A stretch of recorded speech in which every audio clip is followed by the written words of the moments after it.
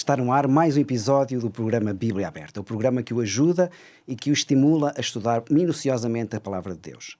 Estamos a estudar ao longo desta temporada como estudar as profecias bíblicas, este tema tão importante e tão profundo que cimenta a nossa fé no Deus verdadeiro. E ficamos muito felizes por saber que está connosco através da plataforma de YouTube da Novo Tempo Portugal, ou através da MEL, ou ainda na rádio em 91.2 FM da Grande Lisboa. Seja qual for a plataforma que escolha, o importante é estarmos juntos, sobretudo para estudar e aprofundar este tema tão importante. Estamos a falar sobre os Salmos, falámos na semana passada e continuamos também nesta semana a falar sobre os Salmos que têm informações ricas e importantes para as profecias. E por isso, sem mais delongas, vamos apresentar aqui o nosso painel residente, Pastor Pedro Esteves, a Pastora Ana. Olá. É um prazer continuar convosco todas Sem as dúvida. semanas. É muito importante realmente a vossa presença e a forma como vocês têm transmitido a Palavra de Deus. Graças a Temos Deus. também connosco o pastor António Carvalho, que já é experiente na partilha da Palavra. Obrigado, pastor, por estar connosco e espero que realmente aquilo que traga possa enriquecer ainda mais este estudo das profecias bíblicas. Vou começar com a Ana.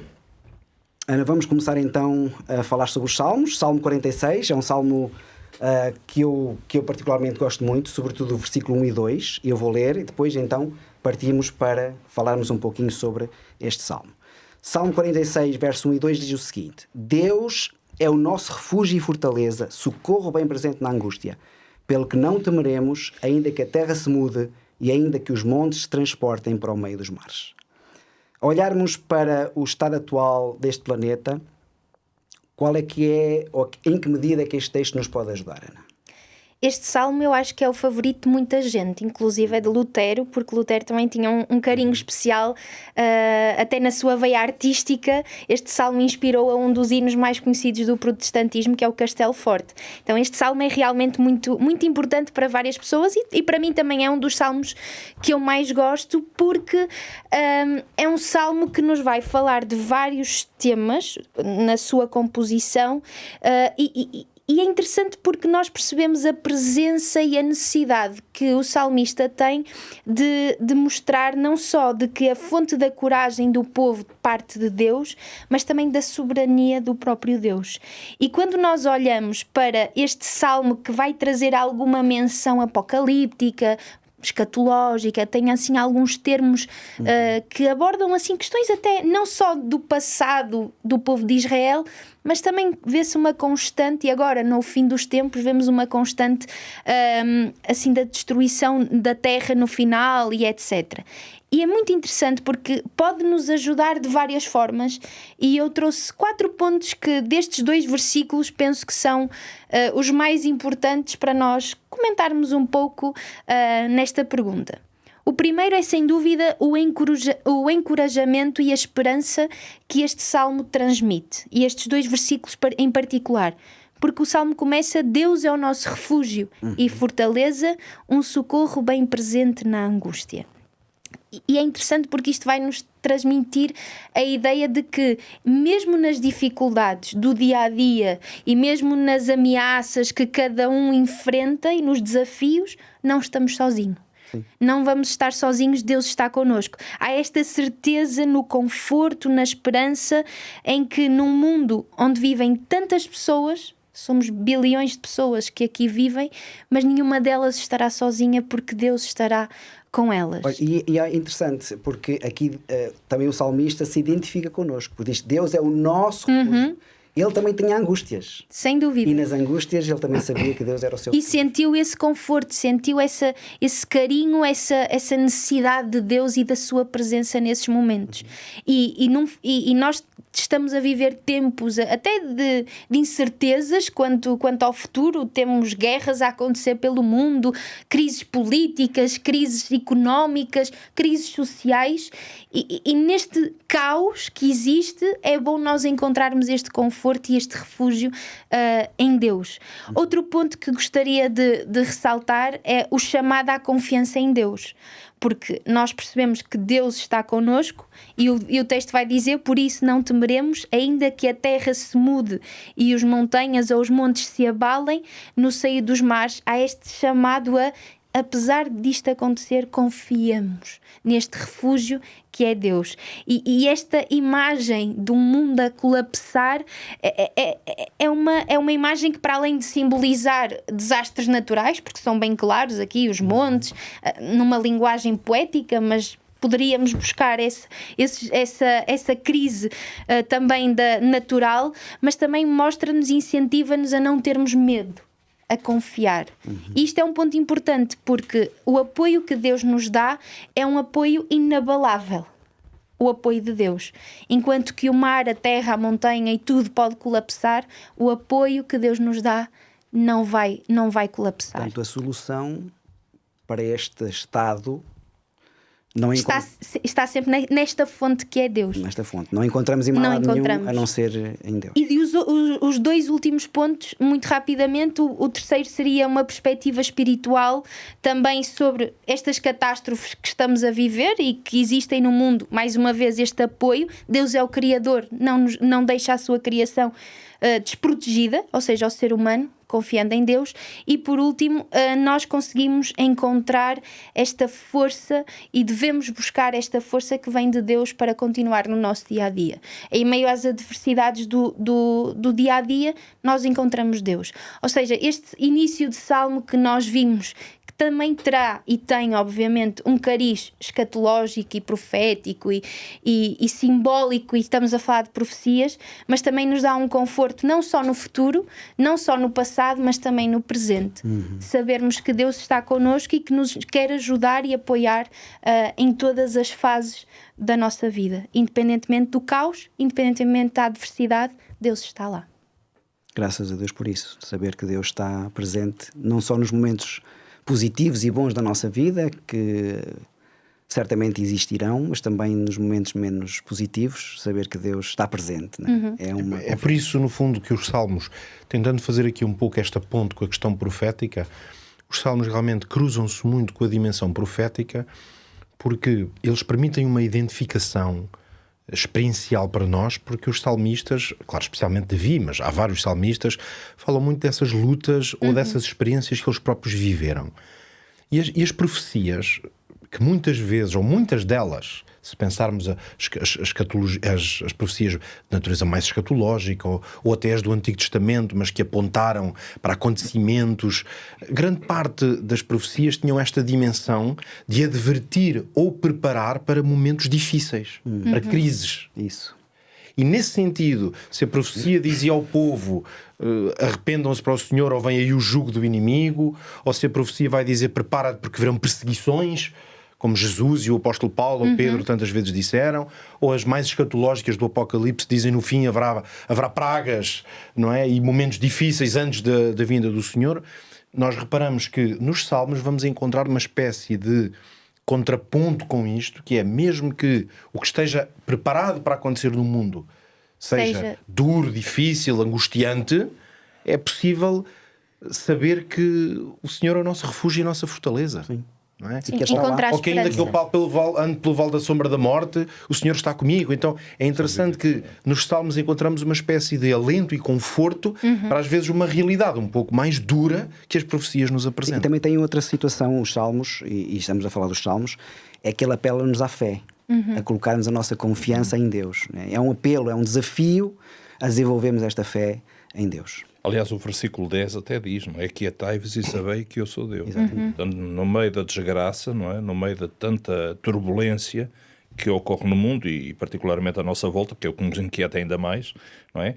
Esta ideia de aquietai-vos, acalmai-vos, tendo confiança porque eu sou Deus. Ou seja, eu estou no controlo. Exatamente. Eu controlo os acontecimentos, eu estou a tomar conta de vocês. Está tudo sob o meu dentro domínio. Do plano que está estabelecido, aí que entra a dimensão profética. Sim. É por isso que as profecias bíblicas muitas vezes mencionam o caos e até a degradação da terra. Nós temos aqui algumas delas, eu vou só ler uma, António, para depois nós falarmos um pouquinho, que é em Jeremias 4, 23 a 26, em que vemos aí que as profecias da Bíblia mencionam este caos, esta degradação que existe, não é? E que como é que nós vamos poder explicar a uma pessoa, sobretudo que não tenha um conhecimento grande na Bíblia, não é? O destino deste mundo E a ideia do novo céu através destas, quando leio, por exemplo, estas passagens. Eu vou ler. Jeremias capítulo 4, verso 23 a 26 diz assim: observei a terra e eis que estava assolada e vazia, e os céus e não tinham a sua luz. Observei os montes e eis que estavam tremendo,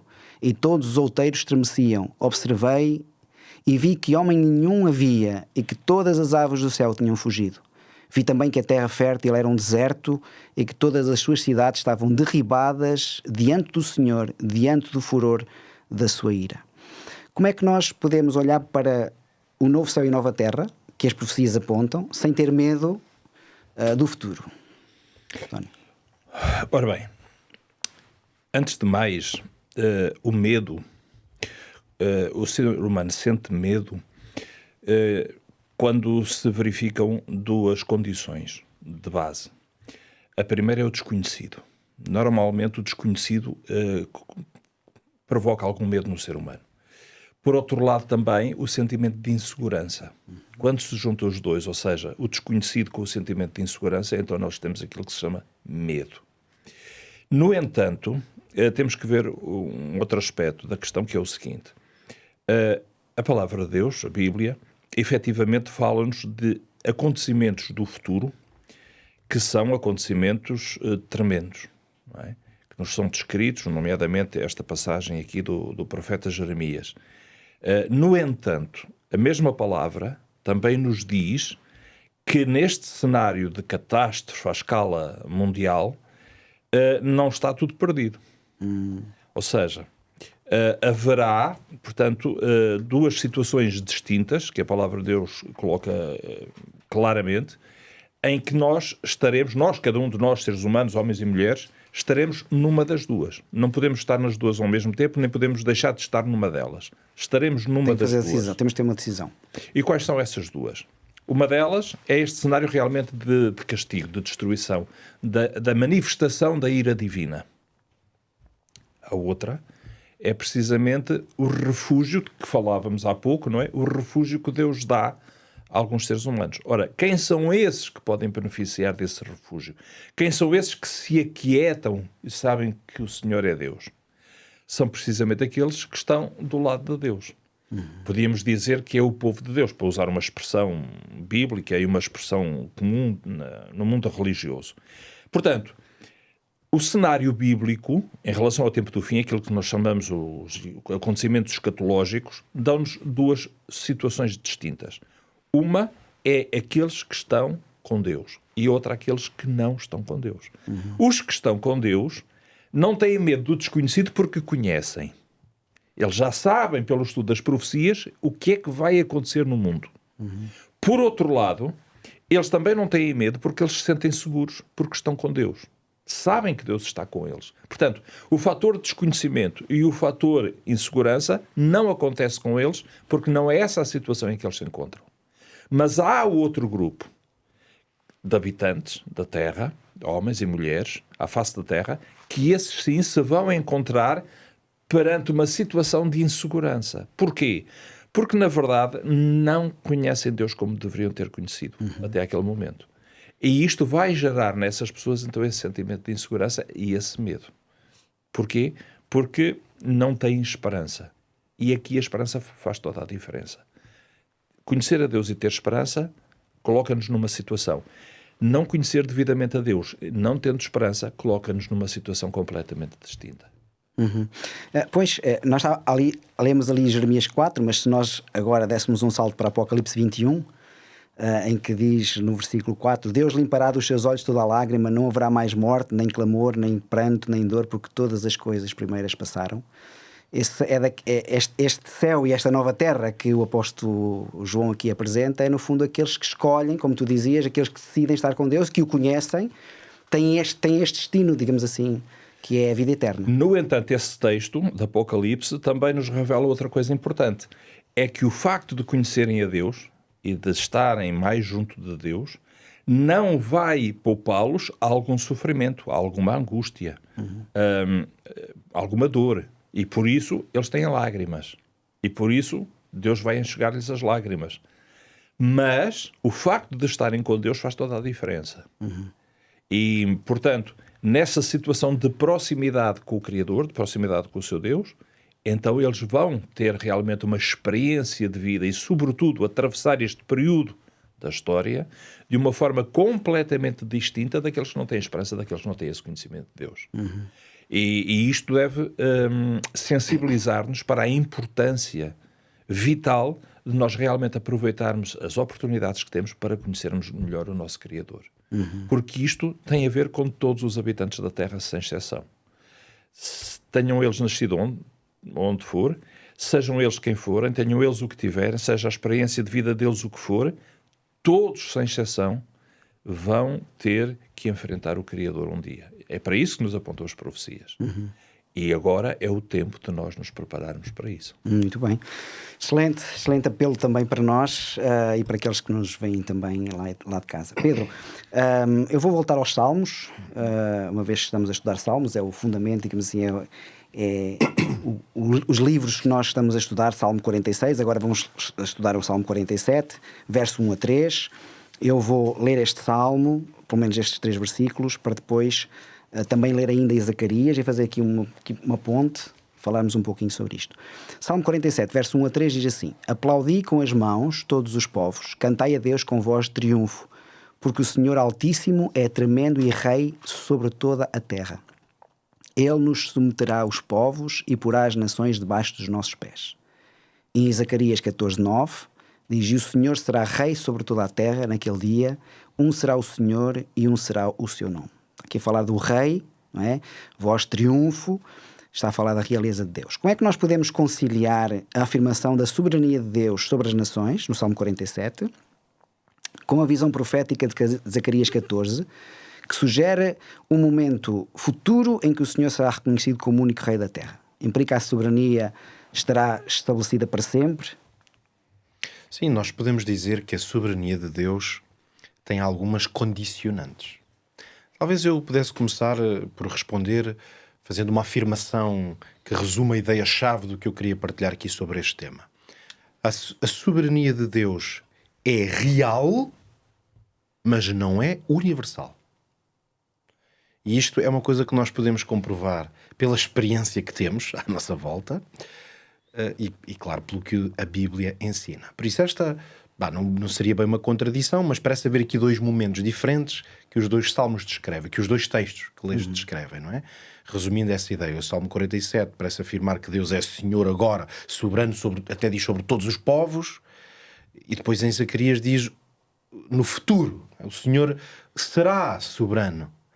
E de facto, esta é daquelas situações em que as 2 coisas podem parecer contraditórias, mas não, estão completamente alinhadas uma com a outra. Deus tem autoridade sobre toda a terra? Tem. Mas Deus é soberano sobre todos os acontecimentos e a vida de todas as pessoas? Não. É nesse sentido que a soberania de Deus é real, concreta, atua, é visível, mas ela não é universal. Então, se não é universal, é o quê? Este é o ponto. Lembremos de 2 textos da Bíblia que são bastante relevantes a esse aspecto. Eu lembro-me, por exemplo, quando Jesus um dia falava com os fariseus e dizia: já não falarei muito convosco porque vem o príncipe deste mundo. Mas eu até gosto particularmente depois da afirmação que ele fez a seguir, que é: ele nada tem em mim. É interessante que primeiro Jesus dá um título de autoridade e de realeza ao diabo, porque diz-lhe que ele é príncipe deste mundo. Ora, o título de príncipe, obviamente, que é reconhecido como um título inferior ao de rei. Normalmente o príncipe é o filho do rei. Mas no sentido da hierarquia, da autoridade num reinado qualquer que seja, existe o rei, existe o príncipe. Em princípio, o príncipe já tem alguma autoridade, consegue exercê-la, mas um dia poderá vir a ter muita autoridade. Ora, Jesus trata o diabo por príncipe e associa essa sua capacidade de ter autoridade a este mundo. Então, se o diabo é príncipe deste mundo, podemos dizer que, tal como existe o reino de Deus, como Jesus, aliás, falou tantas vezes, eu vou parafrasear aqui um pouco, que é: existe o principado do diabo. Então há um reino e um principado. O que significa que há duas formas concretas de manifestar a autoridade. Chegamos novamente àquilo que já falámos em outros episódios, que é o grande conflito. Temos aqui o grande conflito. Isto conecta-se totalmente com essa ideia de grande conflito, ou seja, de que há uma liberdade moral nos indivíduos, somos livres para fazer escolhas, mas essa liberdade moral inclui esse direito ou essa autoridade de ser soberano sobre a minha vida. É nesse sentido que a soberania de Deus não é nesta terra universal, no sentido em que eu tenho uma capacidade ou uma jurisdição sobre o campo da minha vida. Quem é o Senhor da minha vida? Ora, o que é que Jesus diz? Ele não apenas disse que Satanás consegue ser príncipe, portanto, governar ou ter autoridade na vida de muitos, mas por isso é que eu gosto especialmente da frase que ele diz, mas em mim ele não tem nada. Ou seja, Jesus diz, na minha vida, nas minhas escolhas, no exercício da minha liberdade moral, Satanás não tem nenhuma autoridade. Portanto, podemos dizer que, embora possa parecer um pouco desconcertante, Jesus e o diabo, neste aspecto, partilham esta mesma realidade, que é o diabo também não tem soberania universal, mas tem soberania real. Ele não domina sobre tudo nem sobre todos, graças a Deus, mas domina sobre alguns. Os que se deixam. Os que se deixam dominar. Ora, isto leva-me até a uma afirmação talvez ainda mais clara que foi feita pelo apóstolo Paulo, Colossenses 1,13, e que é um texto no qual o apóstolo Paulo diz o seguinte: pois ele, falando do Deus Pai, ele nos resgatou do domínio das trevas e nos transportou para o reino do seu Filho amado. Porquê é que este texto é tão interessante? Porque ele é bastante mais claro na formulação de que existem dois poderes, vamos dizer, alternativos. E até diz que é possível ser transportado de um para o outro. É um bocado gráfica a imagem. Porque ele diz, ok, existe o domínio das trevas, o que eu há bocado, assim meio em jeito de provocação, chamei o principado do diabo. Ele chama-lhe o domínio das trevas. Portanto, é domínio, é autoridade, é poder. E muitas pessoas estão lá. Ou seja, estão sob que domínio? Sob que autoridade? A das trevas, que é outra forma de chamar ao diabo, a Satanás. As forças do mal são as trevas. Mas há esta graça, esta esperança, porque o apóstolo diz, mas é possível ser transportado, sair dali e ser transportado para outra alternativa, que é o reino do seu Filho amado. O Apocalipse 12, verso 11 diz, e eles o venceram pelo sangue do Cordeiro e pela palavra do seu testemunho e não amaram as suas vidas até à morte. É isso. Através do sangue de Jesus eles o venceram. Esta referência à vitória. E aí temos os tais dois grupos. Os que estão do lado de Cristo, que pertencem ao reino de Cristo, não é?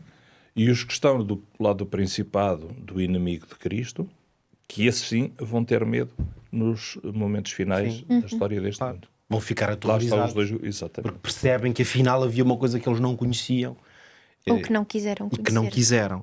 É neste sentido que nós entendemos que os tais dois textos que lemos aqui não são afirmações contraditórias. Falam de duas realidades cronológica e profeticamente distintas. Porque uma é o facto de que Deus pode ter e tem autoridade hoje. E porque é que o salmista dizia ele subjuga as nações? Porque ele estava a colocar-se no contexto de que o povo de Deus tem os seus inimigos.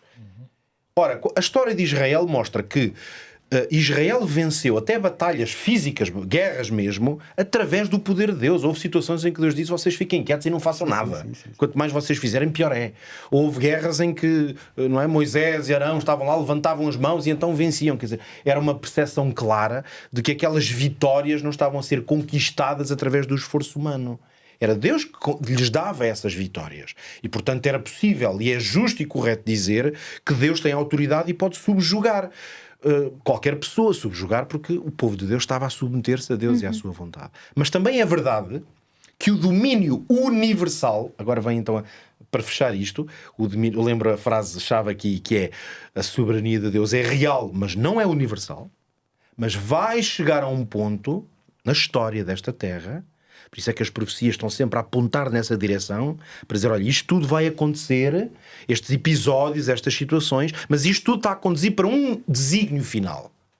E quase que vemos as profecias umas após as outras estarem sempre a dar metáforas ou imagens diferentes para o mesmo desígnio final. Qual é? Deus vai vencer.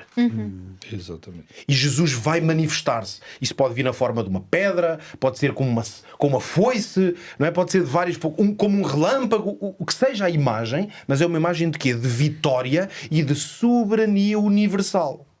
E por isso é que o Apocalipse, há bocadinho lias, mas Apocalipse 21, o que é que nos diz? Versículo 3: ouvi uma grande voz do céu que dizia: eis aqui o tabernáculo de Deus com os homens, pois com eles habitará e eles serão o seu povo. Esta expressão, eles serão o seu povo, significa que vai chegar um momento que na volta de Jesus será consumado e depois na vitória definitiva, quando a nova Jerusalém vier e esta terra for renovada, então acontecerá isto, que é, deixará de haver alternativa. Já não deixa de haver o reino de Deus e o principado do diabo. O principado do diabo foi condenado. Por isso é que o Apocalipse diz que ele será lançado num lago de fogo, que é destruição total. E então Deus será soberano universalmente. Sim. Ou seja, é a restauração de todas as coisas. De todas as coisas, do plano original de Deus. Exato. E sobre essa vitória de Cristo, em Filipenses capítulo 2, verso 10, diz: para que ao nome de Jesus se dobre todo o joelho daqueles que estão nos céus e na terra e debaixo da terra. É isso. Não é? Todos vão se dobrar os seus joelhos diante Chegará do o Senhor. momento em que todos dobrarão. O reino será universal. É isso. E deixará de haver dois grupos e passará a haver um único, que é o povo de Deus. Muito bem, muito bem. Vamos fazer um pequeno intervalo e já voltamos. TV Novo Tempo, o canal do sábado, o canal da esperança. E voltamos com este manual Deus Me Ouve. É um manual de estudo da Bíblia, um manual para um relacionamento maior com Deus. Para falarmos sobre estes temas e outros temas que são extremamente importantes, sobre a decisão, a oração, a forma como nós podemos comunicar com Deus, a forma como Deus pode comunicar connosco. E, portanto, será uma bênção para si e para a sua família.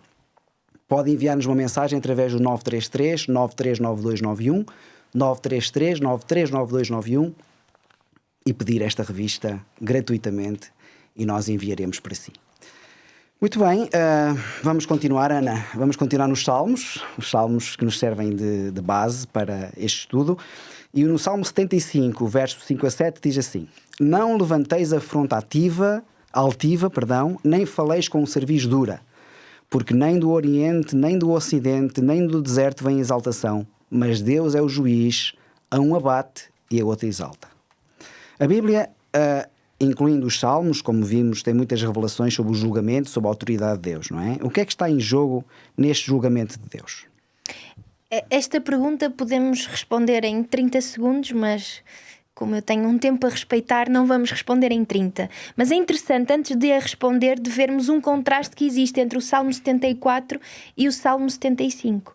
Porque no Salmo 74 nós vemos uma tristeza que se apodera do salmista, desse desabafo, dessa contrição que ele está a sentir. E no 75 nós vemos o oposto, uma alegria em que ele tem a plena noção de que Deus é o juiz e que não há nada que o ser humano possa fazer que substitua o papel que Deus tem e aquilo que Deus faz. E neste ponto em que nós entramos na questão do julgamento de Deus, a primeira coisa que eu gostaria de ressaltar é, quando nós falamos de juízo de Deus, e em termos muito práticos, humanamente falando, Deus precisava de mostrar o seu juízo? Em termos práticos, não. Deus é Deus. Ponto. Então nós vamos mostrar que algo que está em jogo é, no seu juízo, Deus tem que demonstrar o seu caráter. Então a transparência que Deus tem para com o seu povo. E não só para com o seu povo, mas para com toda a terra. Porque Deus é justo e Deus vai mostrar o seu juízo, a sua transparência. E isto é algo que, sem dúvida alguma, está em evidência na questão do juízo. Mas para além disso, é interessante nós vermos que a justiça de Deus traz consigo uma restauração da ordem. Quando Deus tem um juízo, e nós ao vermos as profecias, nós ainda há pouco o pastor Carvalho falava de que, e o PP falavam da questão do restabelecimento da ordem, do plano original de Deus.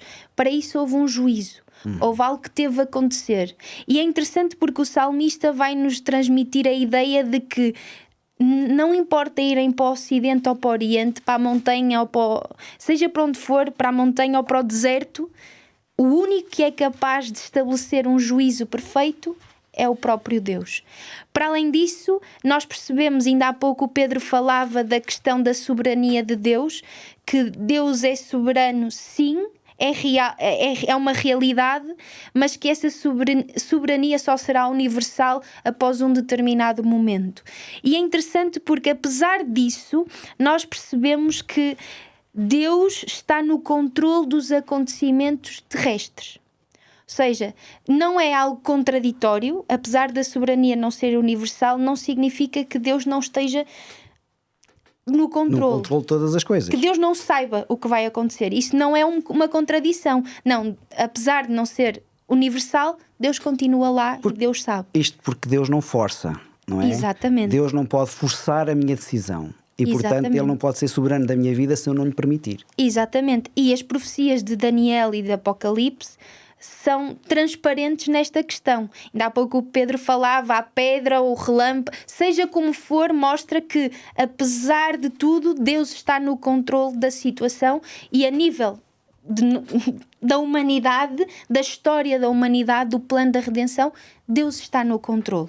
Outro ponto interessante é esta separação entre justos e ímpios, que ao longo da Bíblia, em vários momentos, nós vamos ouvindo estas expressões: justos, ímpios, os ímpios acontece isto, aos justos acontece aquilo. E nós até no livro de Salmos ainda temos uma imagem mais clara desta noção de justos e ímpios. Mas a grande questão aqui é que o julgamento de Deus serve também para revelar aqueles que escolheram viver de acordo com a sua vontade e aqueles que escolheram não viverem de acordo com a sua vontade.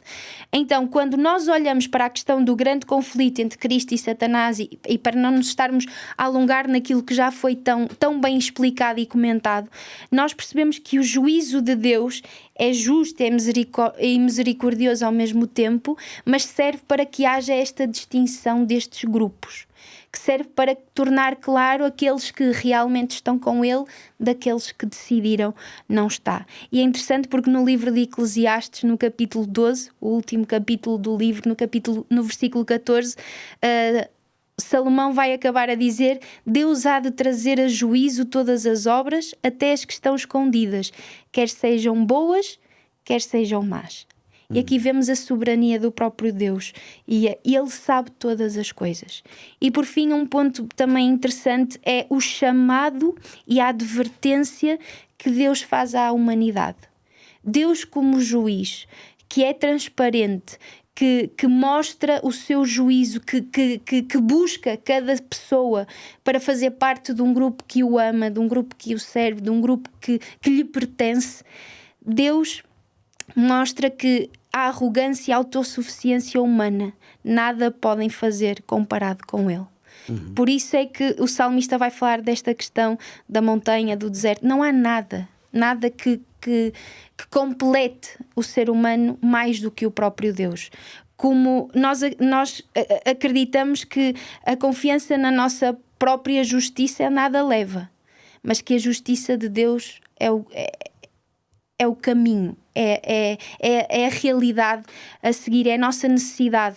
E por isso, quando nós falamos deste texto, estes dois versículos de Salmos 75 que acabámos de ler, vai-nos reforçar a que Deus está no controle de todas as coisas, vai-nos reforçar também que no fim a verdade triunfará, como temos vindo a falar, e também nessa esperança de que em breve, e vamos culminar como temos culminado até agora, em breve Jesus voltará e este juízo ficará claro, quem esteve com Deus e quem não esteve. Estás a falar aí dois lados, temos falado dos dois lados, o pastor António Carvalho, o pastor Pedro e tu, também pastora Ana, falaram dos dois lados, mas é preciso ver, sobretudo no livro de Mateus, que Deus o próprio Jesus vai apelar a que nós escolhemos um lado. Sim, sim. Porque ele em Mateus capítulo 7, verso 13 e 14 diz: entrai pela porta estreita. Este é o lado certo.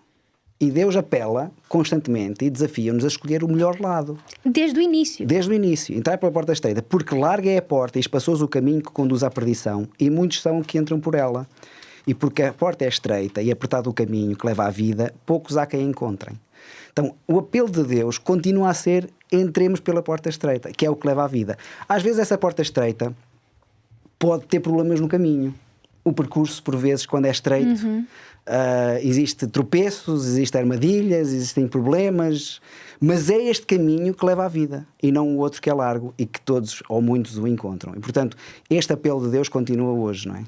Já agora, se me permites, em complemento ao que estás a dizer, há aqui uma passagem do Antigo Testamento que também mostra, por outro lado, é um tema que não faz parte do nosso tema de hoje, mas acho que vem à razão da conversa, que é a complementaridade entre o Antigo e o Novo Testamento, não é? E temos aqui um texto que Moisés escreveu, mas a mensagem não é dele, é de Deus. No capítulo 30 de Deuteronômio, versículo 19, diz, é o próprio Deus que fala, não é? Moisés apenas registra a mensagem e diz assim: o céu e a terra tomou-os por testemunhas contra ti, de que te pus diante de ti a vida e a morte, a bênção e a maldição. Portanto, os tais dois caminhos. Sim. Há duas escolhas, duas hipóteses. Não há mais, nem há menos. Há duas. Vida e a morte, a bênção e a maldição. E depois Deus acrescenta, porque Deus não fica, digamos assim, impávido e sereno à espera de uma decisão. Deus incita-nos a tomar a decisão certa. E então diz assim: escolhe, pois, a vida, para que vivas tu e a tua descendência. Como podemos escolher a vida? Amando ao Senhor teu Deus, obedecendo à sua voz e te apegando a Ele, pois ela é a tua vida e o prolongamento dos teus dias, e para que habites na terra que o Senhor prometeu como juramento a teus pais. Muito bem. Portanto, todo o ser humano à face da terra tem a possibilidade de escolher entre duas alternativas. E Deus incita cada um a que faça a escolha certa. Lá está. Deus dá a liberdade de escolha, o livre-arbítrio, não é? Mas cada um vai ter que escolher. E é de acordo com esta escolha que depois cada um vai estar ou num grupo ou no outro. Exatamente. E finalmente vai receber a recompensa da escolha que fez, seja ela boa. É muito interessante vermos a transparência de Deus. Muito transparente. Porque Deus podia ter dito: tem dois caminhos, e ficar por aí.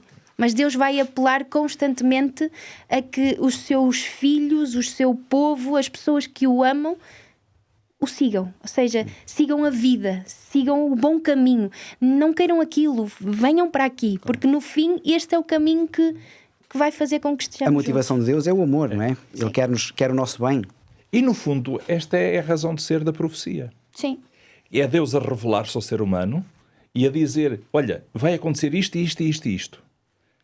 Então agora que tens tempo, tens oportunidade, prepara-te para que quando isto acontecer não sejas apanhado de surpresa, não sejas apanhado desprevenido, para que possas sobreviver aos acontecimentos que vão ter lugar. Escolhe a vida para que vivas. Ok, António, Salmo 67, verso 1 e 2. Deus tenha misericórdia de nós e nos abençoe, faça resplandecer o seu rosto sobre nós, para que se conheça na terra o teu caminho e entre todas as nações a tua salvação. Mesmo sendo um plano pensado e executado por Deus, podemos dizer que temos um papel a cumprir neste plano de salvação que Deus estende à humanidade, António? Sem dúvida nenhuma. Deus nunca quis fazer as coisas sozinho. Há sempre uma parceria que Deus propõe ao ser humano. Às vezes a parceria é simplesmente dizer ao ser humano: olha, fica aí quieto e vê como é que eu vou resolver o assunto. Há pouco o pastor Pedro Esteves estava a falar das guerras. Eu estava a pensar quantas guerras houve em que foi o próprio Deus que resolveu os assuntos, e essas foram as guerras que foram mais definitivas nos seus resultados. Em que Deus diz simplesmente: olha, vocês fiquem quietos que eu trato do assunto. Houve outros casos em que Deus diz: olha, vocês vão fazer isto, o resto faço eu. Ou seja, cá está a parceria.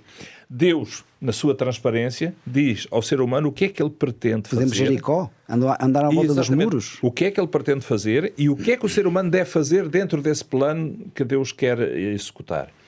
E quando o ser humano se limita a fazer aquilo que Deus lhe diz, aquilo que nós dizemos em linguagem normal, popular, que é obedecer. Quando Deus obedece, restringindo-se a fazer exatamente aquilo que o Senhor disse que ele devia fazer, Deus vai fazer o resto. Mas lá está, há uma parte que somos nós que temos que fazer. E, sobretudo, em todas as condições, e isso tem a ver, lá está, com a escolha da vida, há uma coisa que temos que ser nós a fazer que Deus não pode fazer por nós, que é escolher. Nós temos que usar a nossa liberdade para escolher o que é que nós queremos. E estar com Ele, ter comunhão com Ele, E relacionamento o resto é consequência disso, da nossa escolha. Se nós escolhermos a vida, se nós escolhermos estar com Deus, então o que é que nós devemos fazer? Partir à descoberta de Deus. Ver o que é que Deus me quer ensinar. O que é que Deus quer que eu faça? Qual é o plano que Ele tem para mim? E nesta descoberta de Deus, então eu vou-me submeter a Deus e deixar Deus orientar a minha vida. Esta é a boa escolha, é a escolha da vida, é a escolha da bênção. Para usar a linguagem que Ele usou com Moisés, não é? A escolha da bênção. Se a minha escolha for diferente, se a minha decisão for diferente, eu vou seguir o meu caminho. E Deus dá-me espaço para eu seguir o meu caminho. Mas eu tenho que estar consciente que Deus me considera uma pessoa responsável. E quando eu escolho o mau caminho, Deus vai-me dar as consequências dessa má escolha. Mas isso é da minha responsabilidade, porque a escolha é minha. Portanto, há sempre algo que o ser humano tem que fazer. Mas o principal que o ser humano tem que fazer realmente é parar para escutar Deus e tomar a decisão certa em relação ao seu Criador. E depois de tomar a decisão certa é continuar com Ele, não é? Exatamente. É continuar em comunhão, é continuar em relacionamento, a orar, a estudar a palavra de Deus. Porque Deus, depois de nós tomarmos essa decisão, Deus vai nos orientar e Deus vai nos ajudar a perceber a cada momento o que é que nós precisamos de fazer. Há momentos para orar, há momentos para partilhar, há momentos para nos divertirmos também, mas dentro de determinados limites, como é óbvio. Portanto, Deus dá-me liberdade de ação para eu fazer aquilo que está ao meu alcance. Mas Deus quer orientar-me, quer ajudar-me para que eu aprenda o que é que eu posso fazer para meu próprio bem, porque sou eu que sou beneficiado. Não é Deus que é beneficiado com as minhas boas escolhas. Sou eu que vou ser beneficiado. E também, na verdade, não é Deus que vai ficar prejudicado com as minhas más escolhas. Sou eu que me vou prejudicar com elas. Portanto, mas como Deus me ama, que Deus quer o meu bem, então Deus quer que eu realmente aprenda com Ele o que é que eu devo fazer, pô-lo em prática. Não é só tomar uma decisão, dizer eu quero e depois não ser consequente. Não, nós temos que ser consequentes, porque Deus vai-nos exigir que sejamos responsáveis pelas nossas escolhas. E então as consequências vão vir. No fundo, isto em linguagem científica, para aqueles que nos seguem, que eventualmente estejam mais dentro da área científica, é o princípio muito simples da causa e efeito. Portanto, cada causa, aqui, cada escolha que eu fizer, vai ter o seu efeito inevitável. É o caminho que eu seguir que me vai levar ao destino final. Seja ele qual for, o destino vai ser... O destino, enfim, o ponto final onde eu vou chegar é a consequência das escolhas que eu fiz até lá. Claro. E dizias aí que quando nós escolhemos uma parte, Deus dá-nos aquilo que é necessário, não é? Portanto, e lembra-me aquela mensagem de Jesus em Mateus capítulo 6, verso 33, mas buscai primeiro o reino de Deus e a sua justiça e todas as coisas vos serão acrescentadas. E reparem, nesse texto, esse texto é um texto extraordinário que nos mostra muito claramente qual é a vontade de Deus para nós, para todos os seres humanos à face da Terra. Não é? Portanto, pôr a Deus em primeiro lugar é a decisão certa. É a escolha que Ele quer que nós façamos. E o resultado disso, que Ele enuncia claramente, qual é? Todas as coisas foram acrescentadas. Tu tens necessidades, não te preocupes com isso. Toma a decisão certa em relação a Deus e o resto vai aparecer como consequência disso. É a tal bênção de que Moisés falava. Quer dizer, Deus falava e Moisés escreveu, não é? É o tal caminho da vida. Se eu tomar outra decisão, pronto, sou livre de a tomar, mas não posso, enfim, não posso queixar de que as coisas vão correr mal, pois se eu escolho uma decisão errada, as consequências vão vir naturalmente. Porque há pessoas, reparem, há pessoas até que têm uma imagem errada de Deus em relação a isto. Pensam que Deus está lá em cima, muito atento, quase como uma lupa, a ver o que é que cada um está a fazer ou a pensar, e se ele fizer ou pensar mal, vai logo castigá-lo a seguir. Mas Deus não age assim. Deus deixa que as coisas sigam o seu curso natural e o seu curso natural vai trazer as consequências inevitáveis. Não é Deus que vai provocar os acontecimentos, eles vêm naturalmente. É o tal princípio, volto a frisar, o princípio da causa e efeito. Querias falar, Pedro? Ia dizer apenas que tu perguntavas a propósito do papel que temos a cumprir no plano da salvação. Esse tema sempre gera algum foco de tensão, se posso dizer assim, porque por um lado há o receio de que, ao dizer que há um papel a cumprir, isso possa ser interpretado como a salvação pelas obras. Uma salvação que acontece pelas obras, mas depois vamos encontrar frases, afirmações da Bíblia como estas, que o Apocalipse diz que as nossas obras nos seguirão. Falando dos salvos, diz que as obras o seguirão. São as obras da fé. Não é? E o apóstolo Paulo diz que fomos criados para boas obras. Então, parece haver aqui uma certa tensão entre onde é que de facto está o papel das obras, porque ninguém se arriscaria a dizer que obras não fazem parte da equação, como se fazer uma má obra fosse igual a fazer uma boa obra. Não é? Isso em lado nenhum do mundo pode ser igual uma coisa ou outra. Então, o que nós não podemos confundir é qual é o valor dessas obras para que Deus as credite como mérito. Desde que se tire de cima da mesa este facto, porque ele está bem estabelecido na Bíblia, as obras não são uma moeda. Portanto, a salvação não tem como moeda as obras. Senão havia aqui um câmbio e Deus dizia, mostra lá as tuas obras, não é? E eu dizia, olha, eu trouxe aqui estas obrazinhas, bem boas. Então já podes entrar.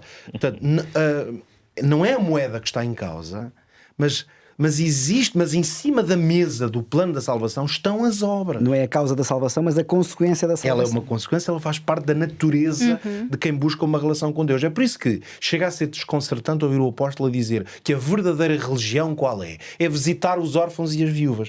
É interessante porque aí não está a palavra obras e o apóstolo nesse aspecto escolheu dar esse exemplo tão concreto. Parece tão simples. A verdadeira religião.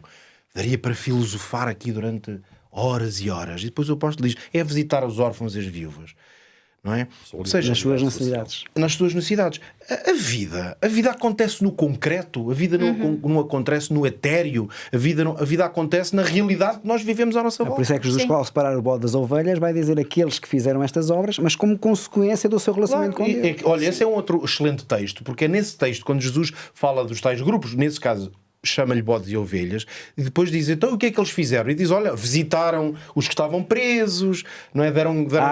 Deu água aos sedentos. Outra vez essa ideia de uma coisa real, concreta, que se manifesta na vida. Mas esses textos, eu leio de uma forma muito minha, obviamente, não é? É a minha leitura, mas eu vejo como uma mensagem de que nenhuma obra se perde no registro de Deus. É por isso que Deus é justo. Porque nada lhe escapa. Ele tem tudo em consideração. E a motivação também é importante. E nessa passagem do Evangelho, quando fala dos dois grupos, das obras dos dois grupos, nenhuma delas se perdeu. Só que houve obras que realmente, vamos lá ver, dignificaram, desenvolveram, aproximaram o ser humano de Deus, e houve outras que fizeram o contrário, que o afastaram de Deus, que estragaram mais o ser humano, que o corromperam, etc. Nenhuma delas se perdeu nas suas consequências. E Deus vai ter todas em consideração. Mas enquanto uma leva ao desenvolvimento do ser humano e à aproximação do ser humano do Criador, as outras afastam-no. E no final, a consequência inevitável são os tais. Voltamos ao ponto, porque isto no fundo anda tudo à volta do mesmo ponto básico, não é? Que é os tais dois grupos. Sim. O grupo que se aproximou de Deus e o grupo que se afastou de Deus. Deus só pode salvar as tais ovelhas, não é? Os tais que se aproximaram dele e não os outros. Não porque ele não quisesse. Exatamente. Mas... E a Ana falou aí do juízo, não é? E estas obras estão no juízo. Sobre fé e obras, certamente é um estudo muito interessante e se alguém tiver essa curiosidade poderá falar connosco, nós temos instrutores para poder ajudar sobre este tema. Mas Pedro, vamos terminar em 5 minutos. Apocalipse capítulo 5, vamos dar aqui um salto para Apocalipse. É um livro que é a revelação de Deus, eu gosto muito deste livro. No versículo 4 e 5 diz assim: E eu chorava muito porque ninguém fora achado digno de abrir o livro, nem de o ler, nem de olhar para ele. E disse-me um dos anciãos: Não chores, eis aqui o leão da tribo de Judá, a raiz de Davi, que venceu para abrir o livro e desatar os seus 7 selos. Esta visão, Pedro menciona um rolo selado que João vê, que é ser entregue ao Cordeiro, porque ele é digno de abrir. Mas quando os selos do rolo são abertos, depois do Apocalipse 6, vemos uma história, a história da Igreja do Novo Testamento, previamente prevista até ao fim dos tempos. A partir desta descrição, que lições podemos aprender acerca da forma como Deus quer terminar a obra? Uma coisa é certa, Deus quer terminar a obra. E até uma palavra curiosa, que não estava previsto, acabámos na nossa conversa por falar desta questão das obras, e Deus quer terminar até com as nossas obras. Deus quer terminar com todas estas obras, porque elas aqui na Terra são extremamente limitadas. Por isso Deus tem uma obra maior, uma obra definitiva, não é? E Deus quer terminar essa obra. Agora é interessante que, tentando tirar a partir deste texto algumas lições que sejam úteis para a nossa realidade espiritual, é interessante notar que a visão de João descreve esta ideia de que se cria ali um tumulto e uma aflição porque ninguém era digno de abrir os selos, por isso é que havia choro e tudo. E qual foi a solução para que isso tivesse uma resolução? É que quando Deus se manifestou na pessoa de Jesus, houve a capacidade de responder a essa aflição. Por isso podemos dizer que se há uma coisa que nós aprendemos com o facto de que as profecias nos revelam que Jesus é a solução, como é o caso aqui, é esta ideia profunda de que em Cristo está a solução para todos os conflitos e todas as insuficiências que nós tantas vezes temos. No fundo, nós às vezes encontramos um pouco nesta situação em que eles estavam no céu, que é nós choramos porque não encontramos uma saída. E Cristo aparece como sendo a solução para um problema que estava embrulhado. Neste caso, um problema que estava selado. E é o único que é digno. Isso, portanto, se nós fizéssemos aqui uma aplicação, ok, admito que é um pouco homilética, não é? Porque a profecia aqui depois vai no sentido de nos abrir os tais selos para dizer, ok, esta solução está toda pensada. Mas numa aplicação mais pessoal e íntima, podemos dizer isto também, que a nossa vida às vezes está selada, está embrulhada, está fechada. E Cristo, tantas vezes, é o meio através do qual vem lucidez, por um lado, poder, para ser capaz de abrir esses selos fechados na nossa vida e a partir daí encontramos soluções. Ora, claro que aqui há uma profecia. E a profecia destes selos, há uma interpretação clássica dentro do que é o contexto da interpretação histórica das profecias, que eu convido, aliás, os nossos espectadores e ouvintes a procurar essa explicação, compreender bem esses selos, porque eles representam, na visão de João, vêm diferentes cavalos, que vêm, e os seus cavaleiros vêm com diferentes cores, e é tão clara nessa interpretação histórica como esses selos representam etapas da vida da Igreja ou do povo de Deus. Nós temos ali aquele cavalo branco, que é aquela proclamação pura ainda daquele evangelho apostólico, mas depois vem o cavalo vermelho porque os cristãos foram fortemente perseguidos e ele representa ali o sangue. Depois vem o cavalo preto porque a fé começou a ser corrompida e as doutrinas falsas, no fundo, trazem um evangelho corrompido. E depois vem o cavalo amarelo que traz degradação espiritual, aquelas trevas da Idade Média particular, que foram tempos terríveis. Nós percebemos que tudo isto aconteceu na história e, mais uma vez, mesmo que venha o clamor dos mártires que vem a seguir, mesmo que venham sinais que apontam para o tempo do fim, uma coisa é certa, vai ser a volta de Cristo, e por isso é que esse é o último selo. Quando ele for aberto, então o mundo será preparado para que Cristo venha. Cristo é sempre a solução. Cristo é a solução para os tais embrulhanços da nossa vida. Cristo é a solução derradeira para os problemas universais à escala global que este mundo tenha. De uma ou de outra maneira, é Cristo que nós precisamos. Amém. Obrigado, amigos, pela vossa participação. Temos aqui ainda 3 minutinhos. Vou deixar a cada um minuto, uns segundos, para poderem deixar uma mensagem para casa. Vamos começar com o Pedro, talvez, depois a Ana e o pastor António. Pastora Ana, pastor António, deixará. Sim, talvez no contexto que nós estudamos aqui, os salmos são para nós sempre um motivo de grande inspiração. Eles são poesia. Nós não temos as melodias, mas imaginamos as músicas. E nestes 2 episódios em que tratámos da questão dos salmos, depois vamos avançar para outros temas, eu acho que fica esta ideia clara de que os salmistas identificam-se muito com a realidade da experiência humana. E essa experiência implica sempre esta dupla realidade. Por um lado, nós nesta vida temos aflições, temos lutas, temos dificuldades, mas muitas vezes essas dificuldades são uma bênção para nós. Elas são uma bênção porque são o meio através do qual Deus se manifesta, revela o seu poder e nós saímos delas mais confiantes. E que Deus faça isso e se mostre esse Deus poderoso na vida de todos nós. Amém. Ana? Como resumo do episódio de hoje, eu gostaria de ressaltar esta necessidade que nós temos de preparação. Olhar para as experiências dos salmistas, olhar para a profecia bíblica, olhar para os conselhos que a Bíblia nos deixa e percebermos que o melhor caminho que nós podemos tomar é o caminho de Deus. E para isso temos que estar preparados. Amém. Eu gosto muito do texto do profeta Amós que diz: prepara-te, Israel, para te encontrares com o teu Deus. Ele não o diz com um tom muito agradável pela situação de Israel, mas este convite de encontro com Deus para nós que estamos no caminho, que queremos estar no caminho, que seja algo saboroso aos nossos ouvidos, ao nosso coração e à nossa mente. Amém. Amém. António? Nós estamos num contexto de estudo de profecia, e então eu gostava de deixar aqui uma passagem do profeta Oseias, capítulo 6, versículo 3, que diz: conheçamos e prossigamos em conhecer ao Senhor. Este convite é duplo. Por um lado, conheçamos para aqueles que não o conhecem ainda. Partam à descoberta de Deus. Para aqueles que já o conhecem, prossigam em conhecê-lo. Ou seja, aprofundem o vosso conhecimento do Senhor. Este é o caminho da vida que Deus quer dar a todos os seres humanos à face da terra. Muito bem, muito bem. Obrigado pelo vosso apelo. E quanto a nós, vamos nos despedir aqui. Relembro que tem este estudo, Deus me ouve, é um estudo importante para conhecer melhor a Deus. Você precisa de conhecer a Deus, então este estudo é importante. Tivemos aqui a falar de muitos temas estes que nós estamos disponíveis para ajudar, se você quiser usar este telefone e nos convidar a fazermos parte da sua vida também neste estudo. 933-939291, 933-939291 é o nosso número para o qual deve comunicar se precisar de algum apoio, se quiser estudar a Bíblia de forma presencial ou através de outro meio. Estamos aqui para poder ajudá-lo a aprofundar a palavra de Deus.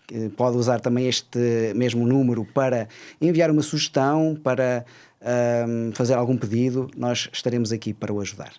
Que o Senhor o abençoe grandemente, uma boa semana para si, para a sua família. E não se esqueça, enquanto estiver desse lado e nós deste lado, estaremos sempre bem. Que o Senhor o abençoe.